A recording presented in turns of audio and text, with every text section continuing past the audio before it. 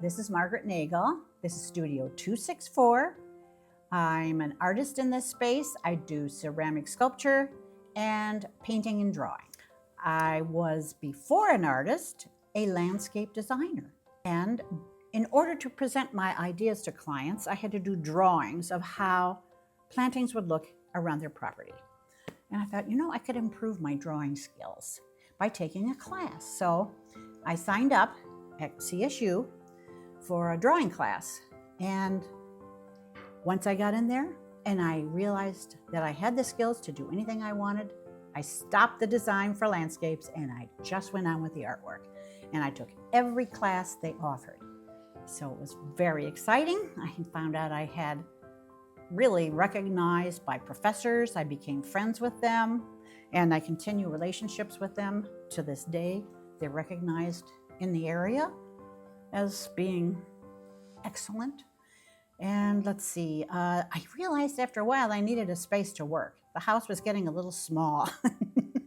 So I wanted to rent a studio space and I looked around and I found the Screw Factory. And I came in and saw this space and I said, I think I could turn that into a workspace and a gallery. So I took the big step, very scary, to rent the space and to fix it up. And so this is what you'll see today.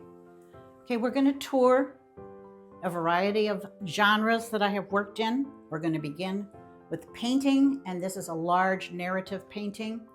Its topic is our relationship to the universe.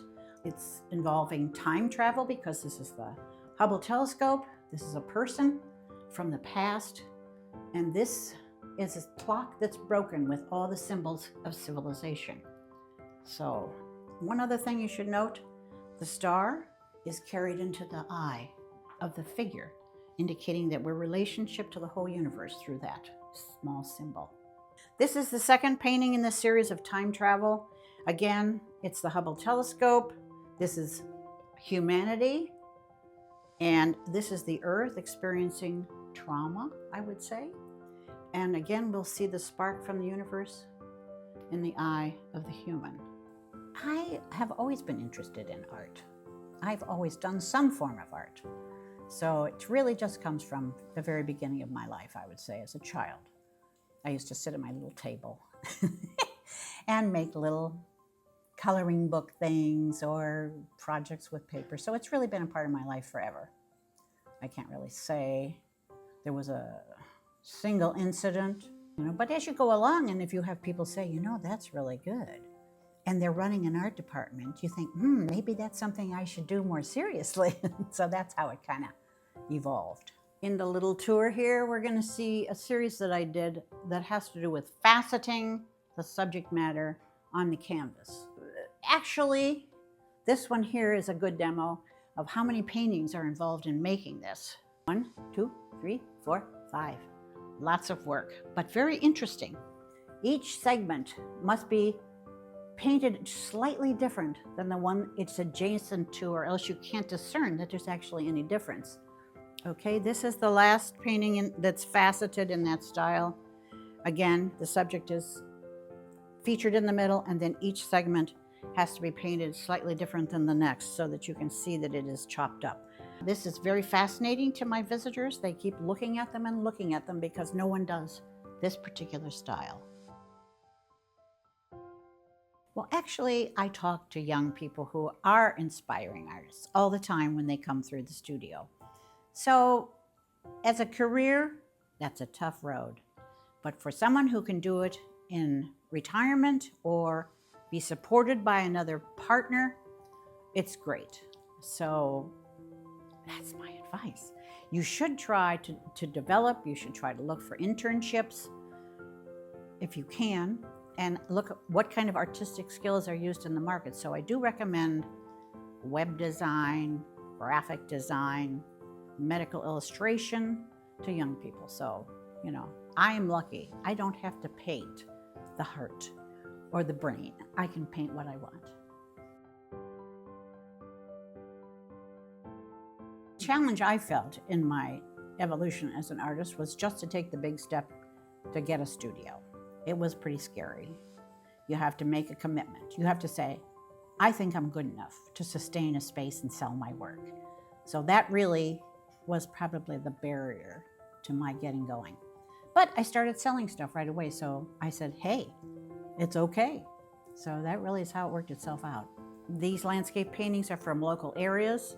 This is down in the metro parks. And also this is from Geneva on the lake, where the swampy area is. Everybody loves to look at this because the water shows through the reeds. And this is out at Presque Isle, Pennsylvania. That's my story on normal landscapes. Because there's lots of different genres. I'm working at clay, paper, paint, blah, blah, blah. So, you know, that's just really, and it's I think I'm an encouragement for people to try to do something. You don't have to always be drawing a person.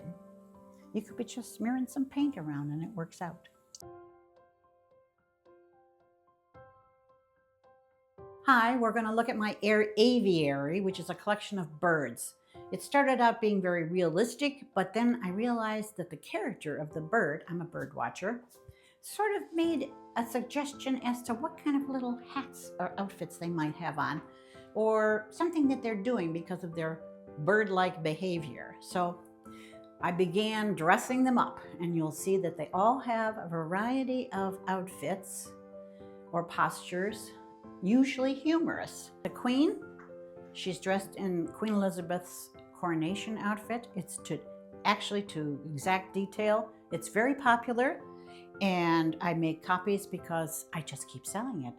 I have to say my birds have been the thing that's really, I can't hardly keep them on the wall. People love it. They come in, I hear them laughing as they're looking at, you know, the work around the room. So I would say it's very important for an artist to get the reaction of how people look at things. And they say, gosh, I've never seen that before, how you did that.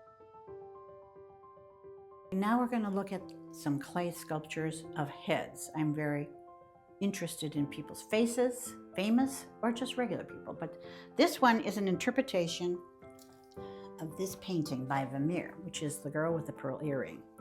So I had to turn a two-dimensional image into a three-dimensional form. She's done in chocolate clay with a white glaze and an earring. This took me a whole summer. Yes, it's very tough to do, but I'm really proud of her. I think she looks good. Okay, the final category of 2D work is going to be drawing.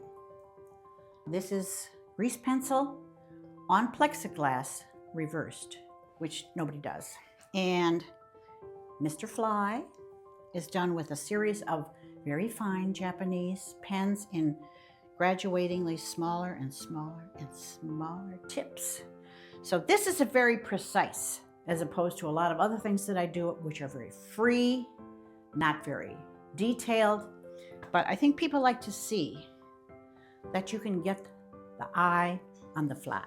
To conclude the tour, I'm just going to talk about some table sculptures that I've made. They're all constructed in the same manner. Each one of these circles is hollow, and it's thrown on a wheel, chopped up, and reassembled. So I went through a thing where I had a series of ideas in this, and so this is what resulted from that particular undertaking. It was fun.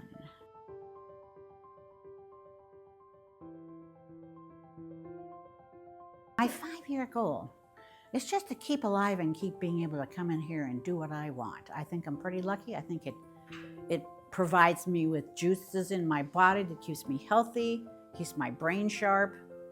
So I just want to keep making. That's my goal. I have no long-term goal, really. Of course, I would love to be famous, but you know, don't we all?